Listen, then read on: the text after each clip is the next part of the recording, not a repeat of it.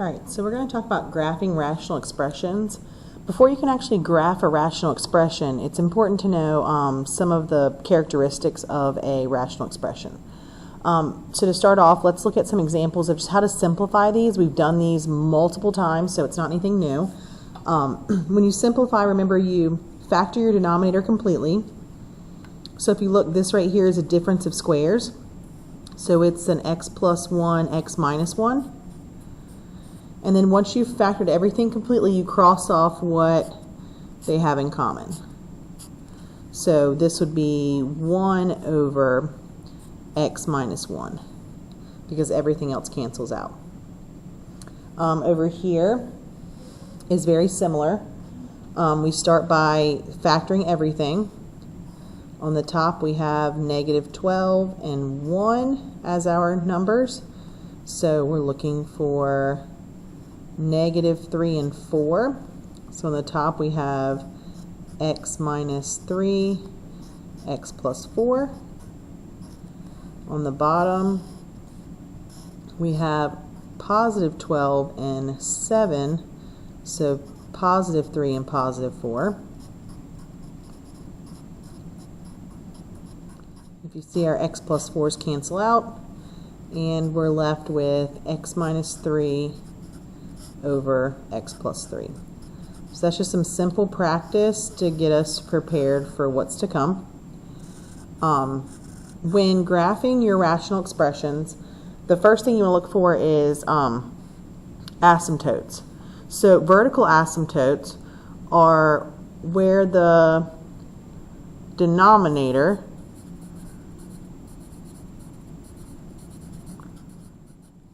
of a function equals 0. So to define an asymptote is a line at which the graph will approach but never touch. So for example, if this is my graph, and you guys should know what an exponential graph looks like. It looks like this. And it approaches 0, the axis here, but never touches it. It'll get closer and closer and closer but never touch it. That's the asymptote. So the x-axis would be an asymptote for an exponential function. So a point of discontinuity is the same thing as a hole in the graph.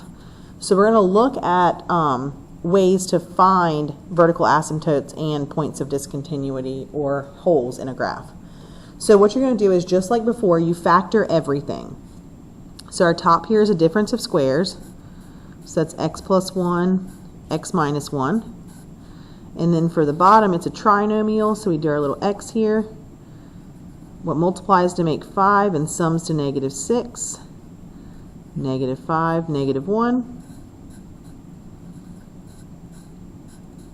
Okay, so we're completely factored. So that's your first step. Factor everything completely. Okay, once you've factored completely, then you cross off. Okay, so when you do this, you get x plus 1 over x minus 5. So looking at this right now, whatever makes this denominator, your final answer's denominator 0, would be a vertical asymptote. So my vertical asymptote here is x equals positive 5. So it's the opposite of what's in the denominator. Okay? To determine whether you have a hole or not, and we'll call it a hole because point of discontinuity is a kind of a long thing there. Anything you've crossed out, the opposite of that is where your hole is going to be. So my hole is going to be at x equals positive 1. Okay? So there is my vertical asymptote and my hole for that graph. So let's look at example 3. So first step, factor everything. On the top we have another difference of squares. So x plus 2, x minus 2. On the bottom, we have the x, what multiplies to make 6 and sums to 5. 3 and 2. X plus 2, x plus 3. Cancel out. X minus 2 over x plus 3 is our final function or expression. However, vertical asymptote, again, remember, is whatever makes your denominator 0 now. So x equals -3. A whole, if there is one, is whatever you've crossed out. So in this case, there is a whole, and it is at x equals -2. So there's your vertical asymptote in whole that we were looking for. Okay, so that covers vertical asymptote, which we're going to say is whatever makes the denominator of a function equal 0, right, which is what made these final functions equal 0. A hole in the graph comes from what you cancel out.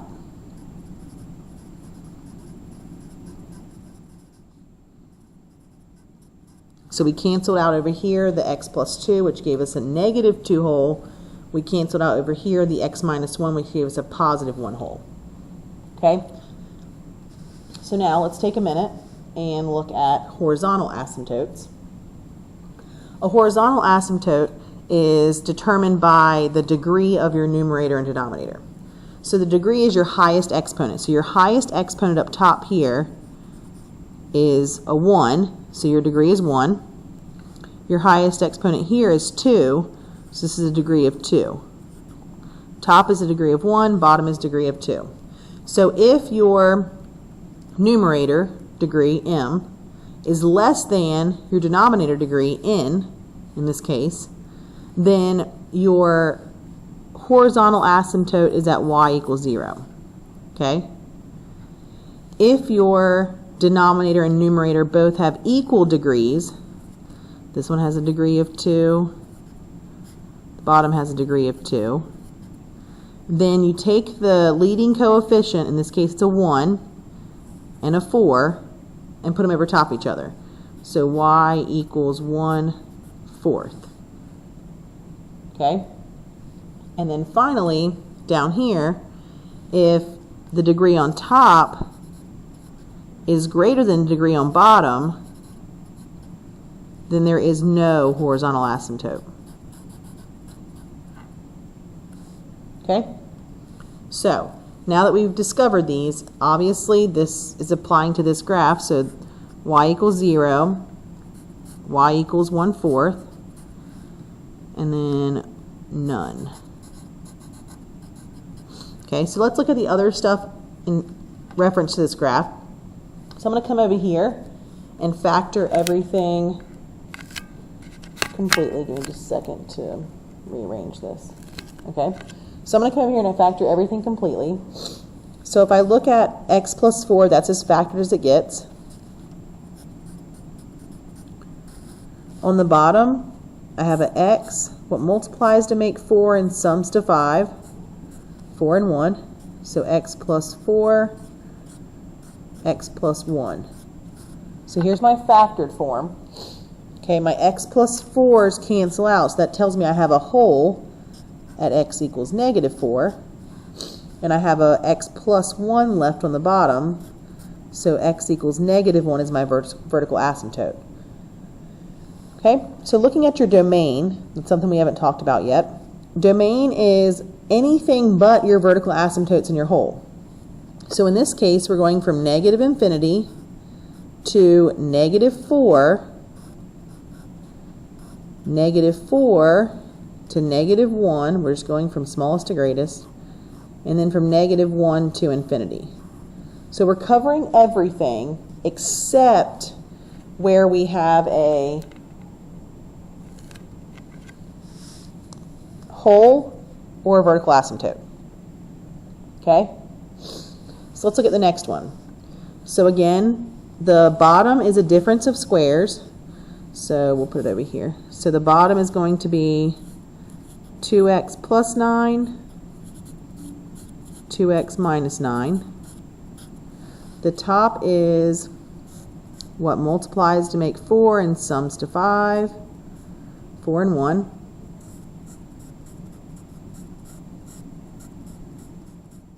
Okay, nothing cancels out there. So if nothing cancels out, that means we have no holes. Okay? Vertical asymptote. whatever makes the denominator 0. So set each of these equal to 0. Negative 9, 2x equals negative 9. Divide by 2. So x equals negative 9 over 2. And also, oh, I messed it up. Hang on. Time out. Backtrack. Start this one over. It should be a 3 here. I goofed that one. So it should be 2x plus 3, 2x minus 3. So negative 3 over 2. And then you add 3 and divide by 2, so and positive 3 over 2. Okay, so that's my vertical asymptote. So we've got everything filled out. Domain, we're going from negative infinity to our smallest one, negative 3 halves. From negative 3 halves to positive 3 halves. And then from positive 3 halves to infinity. So there's our domain. Again, for domain, all you're doing is taking your vertical asymptotes and your holes and putting stopping points at those, because you can't include those. You can include anything else but those. All right, last one. Remember, if the degree on top is greater, there's no horizontal. So vertical, we got to factor the top, 4 and 5, which is 4 and 1. So on the top we have x plus 4, x plus 1. On the bottom we have x plus 4. X plus 4's cancel out. Oops, sorry. Which tells us, okay, just to recap since I was out of the picture, did my x, factored my top, bottom cannot be factored anymore. Crossed out my x plus 4, so I have a hole at x equals negative 4. I have no vertical asymptotes because there's nothing left in the bottom once I cancel out. So my domain is going to be from negative infinity to negative 4, and then from negative 4 to infinity. Okay? So that's pretty much sums it up for the notes. You have a couple of problems on the back.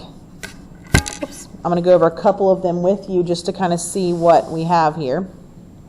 So you want to state the asymptotes, holes, this is holes pretty much,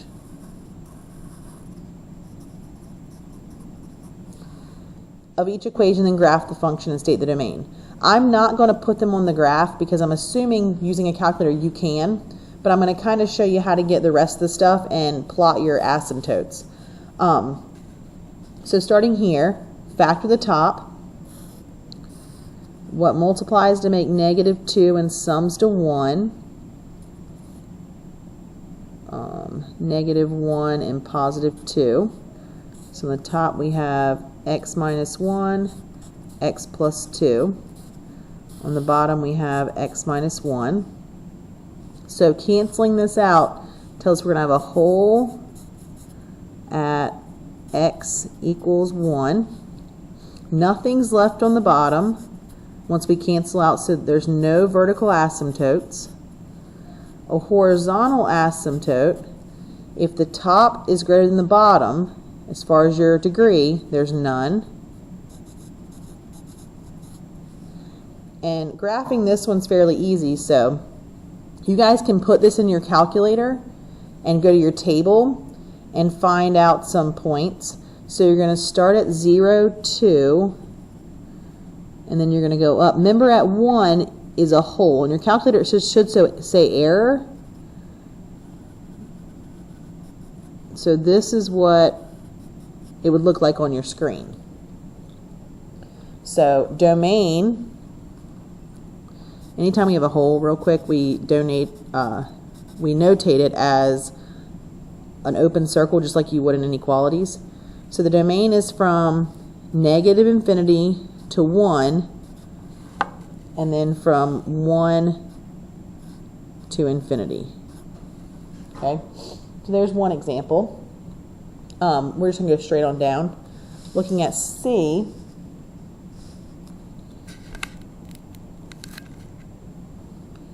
the top can't be factored anymore, so you leave it as it is. difference of squares on the bottom. So x minus 1's cancel out, whole at x equals 1. X plus 1 is left, so vertical asymptote at negative 1. Horizontal asymptote, if the top's less than the bottom, it's y equals 0. And those are all based on rules on the front page, so if you've forgotten, you can always go back and check. So we know there's going to be a hole at 1. We know vertical asymptote at x equals negative 1, which is right here. So I always draw my dotted lines for vertical asymptotes and horizontal asymptotes. Okay, so there's my asymptotes. So then at this point you just go to your graph, to your y equals, and you can type it in and graph what's left. Typically you're either going to have your graph in the top and bottom quadrant from your asymptotes, or in the opposite corners, basically, either here and here or here and here. So if you graph it, which I'm going to do real fast, so give me just a second. And you should be doing the same thing with me, so get your calculator and go ahead and graph it.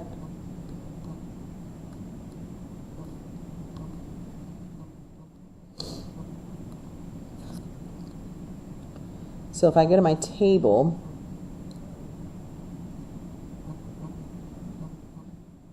it's going to show me that I have a point at negative 2, 1.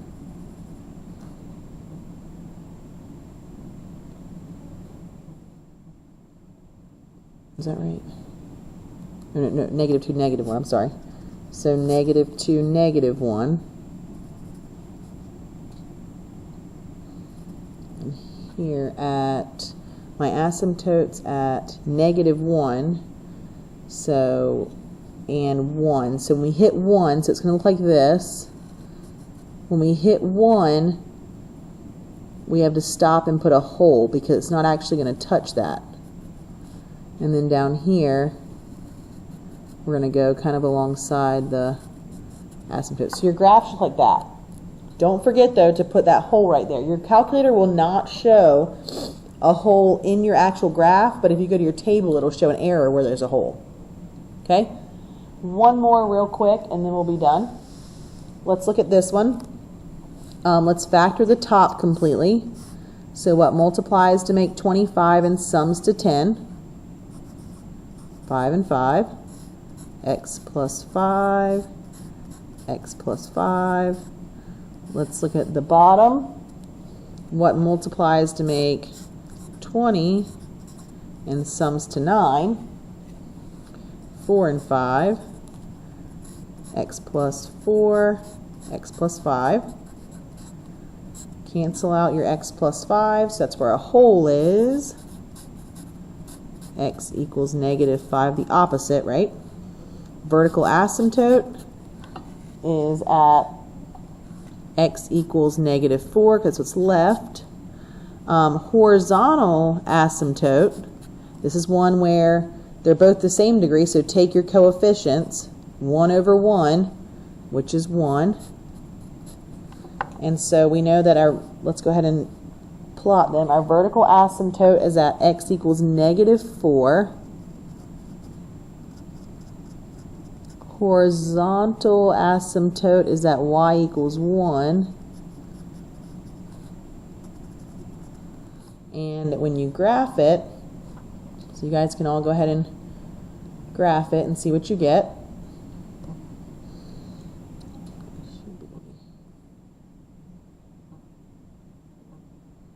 X squared plus 10x.